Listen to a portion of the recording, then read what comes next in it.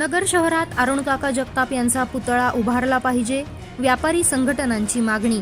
माजी आमदार अरुणकाका जगताप यांच्या निधनाने व्यापारी वर्गावर मोठा आघात झालाय। त्यांच्या जाण्याने जणू एक आधारवड हरपलाय। त्यांचा सातत्याने मिळणारा सहकार्याचा हात आणि दिलखुलास स्वभाव यामुळे व्यापारी वर्गात त्यांच्याबद्दल विशेष आदर होता। या दुःखद प्रसंगी त्यांना श्रद्धांजली वाहण्यासाठी आणि त्यांच्या स्मृती जपण्यासाठी अहिल्यानगरातील व्यापारी संघटनांनी एकत्र येऊन शोकसभा घेतली। यावेळी अरुण काकांचा पुतळा शहरात उभारावा अशी मागणी त्यांनी केली।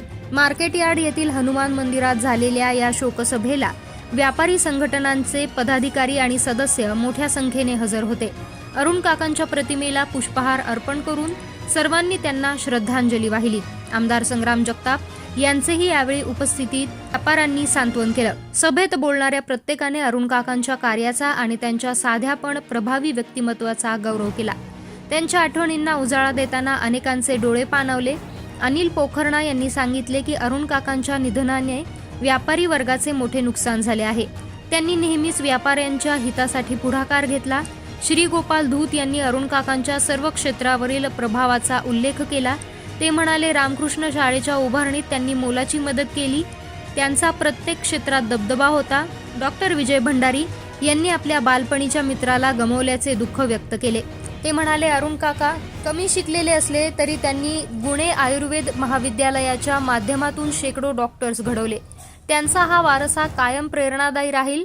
सुमतीलाल कोठारी यांनी अरुण काकांच्या साधेपणाचा आणि नम्रतेचा गौरव केला। ते म्हणाले की राजकीय वारसा नसतानाही त्यांनी जिल्ह्यावर अधिराज्य गाजवलं, पण कधीही त्याचा गर्व केला नाही। व्यापारी वर्गाला त्यांनी नेहमीच साथ दिली।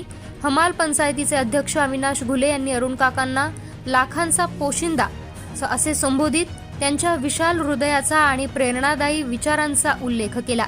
त्यांनी ठामपणे सांगितले की अरुण काकांचा पुतळा शहरात उभारलाच पाहिजे, जेणेकरून त्यांचं कार्य पुढच्या पिढ्यांपर्यंत पोहोचायला हवे।